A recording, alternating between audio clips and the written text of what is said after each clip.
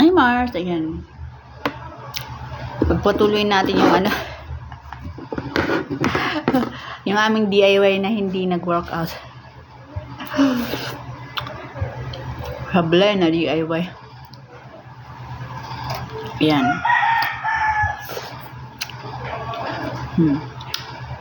Magawa kami sana ng DIY na ice drop. Palpok.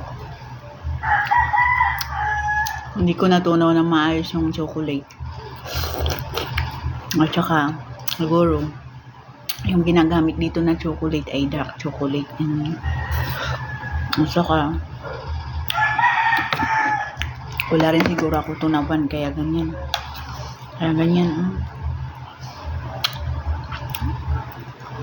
Hindi mahal nag-melt. Kasi, Toblerone po yung ginamit kong chocolate. Ayan. Maraming salamat sa nagbigay ng Toblerone. Shout out. Ayun ang Toblerone. Ayan.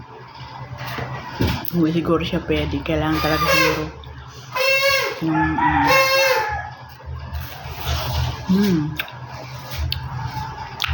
dark chocolate dapat siya. Dapat. Tunaw to. Tapos, baka natin i-dip. Diba? Parang Magnum yan. Kaso sablay. Kablay ang ating DIY na ice drop.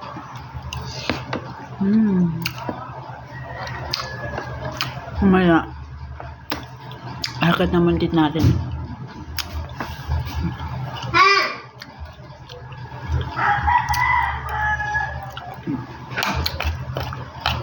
Ang daang nip mamayang gabi.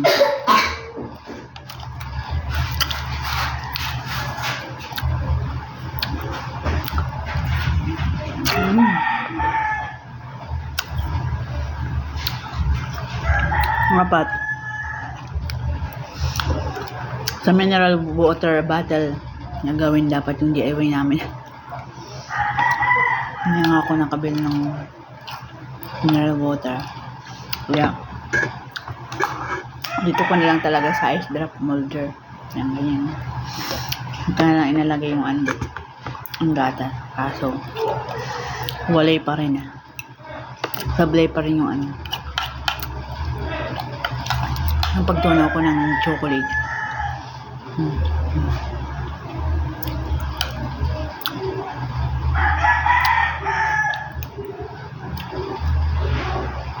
Actually, hindi ako mahilig sa chocolate eh. Hinaya na ako kasi nga ang ayaw na ng bata.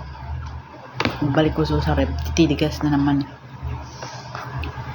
Inaano ko lang. Parang gusto ko lang ma-experience din. Hindi ako mahilig. Ang mga hilig ko mga maaalat, maaasim.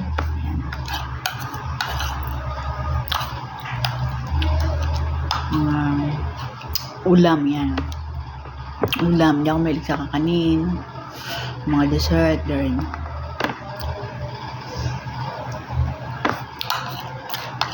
Mga ulam. Mga pulutan. Inom na. Ako na. Wala. Sasakit na yung ngipin ko. Wala yung acid ko.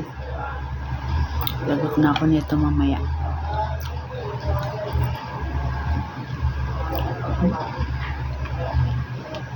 Chocolate kinain ko.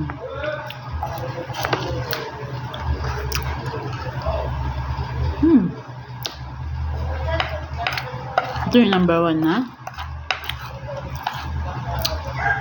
Ang kapagpapataba. Gusto yung hindi kayo tumaba. Gusto niyo yung mga matatamis. Bawasan ang carbohydrates.